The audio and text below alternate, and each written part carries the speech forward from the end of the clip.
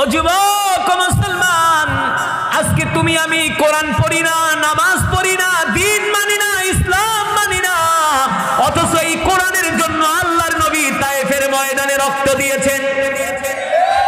কথা বলে না? উহুদের ময়দানে আল্লাহর নবী দান মোবারক শহীদ করছে। আজকে যুবক, তোমাকে কোরআনের মজমায় পাওয়া যায় না, তোমাকে পাওয়া যায় গাজার আড্ডায়, তোমাকে পাওয়া যায় ফেন্সি ডিলের আড্ডায়, তোমাকে পাওয়া যায় টেন্ডারবাজি চাঁদাবাজির আড্ডায়। ঠিক কিনা মুসলমান? অথচ আল্লাহর নবী কোরআনের জন্য কত কষ্ট করেছেন, আল্লাহর জমিনে দিন কায়েমের জন্য কত কষ্ট করেছেন আল্লাহর নবী, বিশ্ব নবী রাহমাতুল লিল আলামিন। শেষ পর্যন্ত মক্কার কাফেররা আল্লাহর নবীর উপরে অত্যাচার করে, নির্যাতন করে, জুলুম করে।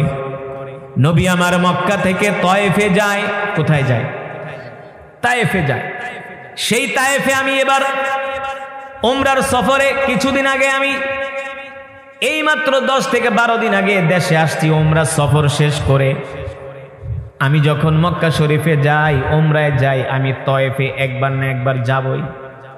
কারণ যেই তায়েফে যে আমার কলিজার টুকরা রাসূল মার খেয়েছেন, ওই তায়েফে যে চোখের পানি ছেড়ে আল্লাহ রাসূলের জন্য দোয়া করি, আল্লাহ রাসূলের শানে দুরূদ পড়ি, ওই তায়েফের মাটি দেখলেই কলিজার মধ্যে আঘাত লাগে।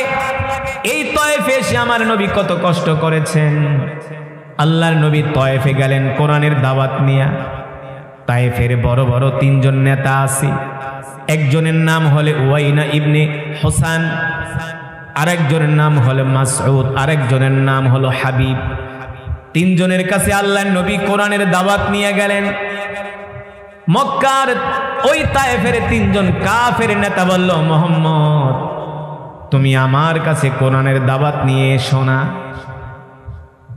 কারণ তুমি যদি নবী হয়ে যাও, সত্য নবী হও, আর যদি তুমি আমাকে কোরআনের দাওয়াত দাও, আমি যদি তোমার দাওয়াত গ্রহণ না করি তাহলে আমার শাস্তি হবে, এটা আমি ভালো করেই জানি। এই কারণে আমি তোমার সামনে যাব না, তোমার দাওয়াত শুনবো না, তোমার দাওয়াত গ্রহণও করব না। নাউজুবিল্লাহ। আরেকজন কাফের বলল, মুহাম্মদ, মক্কার জমিনে এত ধনী ধনী লোক থাকতে তোমার মতো গরিব মানুষটাকে কেন আল্লাহ নবী বানাবে? বলেন নাউজুবিল্লাহ। দেখেন আমার নবীকে কত অপমান করছে, কত লজ্জা দিছে, আমার নবীকে কত কষ্ট দিছে।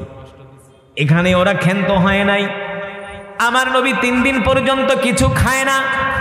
মক্কার বড় বড় লিডারেরা তায়েফে